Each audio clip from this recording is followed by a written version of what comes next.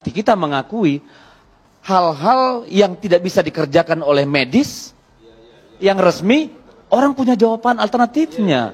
Dan itu kita harus hormati dong. Iya kan? Bahwa medis belum bisa menjelaskannya karena lemahnya akal.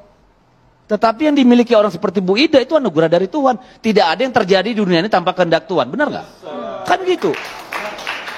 Tapi kalau hanya berdasarkan akal, ya matilah harapan mereka yang sudah bengkok-bengkok itu, yang kemudian bisa diluruskan, yang stroke kemudian bisa baik. Tetapi apakah dia jawaban dari semua? Enggak. Dia juga mengakui ada yang tidak bisa dia sembuhkan. Dia periksa, oh mohon maaf saya tidak mampu. Ada juga keterbatasannya gitu. Dan tadi kita sudah diberitahu dan dicerahkan oleh Ibu Siti Fadila, mantan Menteri Kesehatan kita, bahwa pengobatan alternatif itu sudah ada aturan SK menterinya. Nah sekarang kalau menurut Ibu Dokter tadi, ada perlindungan hukum segala macam, ini rumit ini barang ini. Kalau mau bikin, benar nggak Bu Dokter? Bagaimana membuat aturan yang baku soal seperti itu? Saya kira pada akhirnya adalah pilihan pada masyarakat. Masyarakat kan punya pilihan untuk melihat jenis pengobatan alternatif yang berisiko atau tidak.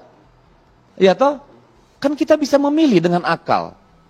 Mana ini yang bohong-bohongan, yang keluar kaca, keluar rambut, keluar apa di ruang gelap, bau dupa. Ya gitu mungkin kita harus pertanyakan. Karena apa? Tidak ada penjelasannya, tidak kita lihat. Lah ini nyata di depan semua orang, ya.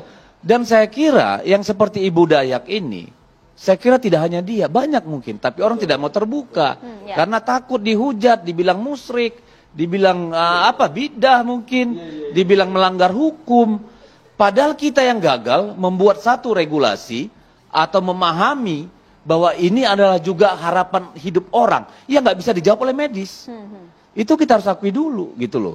Nah, tapi itu satu hal. Yang kedua, menyangkut sengkarut soal Ibu Ida Dayak ini, saya sebenarnya datang kemari berharap ketemu pesulap merah nih. Karena ketika kemudian dia menyerang kelompok masyarakat di satu pulau, katakanlah suku Dayak, ya. Ingin saya sampaikan Ibu Ida ini tidak membawa-bawa Dayak loh. Itu branding yang diberikan kepada dia karena dia memang berasal dari sana lalu memakai katakanlah simbol-simbol Dayak. Tetapi kan dia tidak pernah bilang bahwa ini ilmu Dayak atau apa. Lalu yang namanya seorang pesulap merah ya mengeluarkan statement yang seolah-olah menantang-nantang padahal tidak ada orang Dayak menantang-nantang. Harusnya ini dianggap sebagai satu karunia. Anda tidak percaya? Silakan. Tapi jangan bunuh harapan orang yang berharap bisa disembuhkan melalui dia dong. Kan gitu. Ya. Dan saya kira disinilah harusnya ilmu medis belajar dan kita harus akui loh.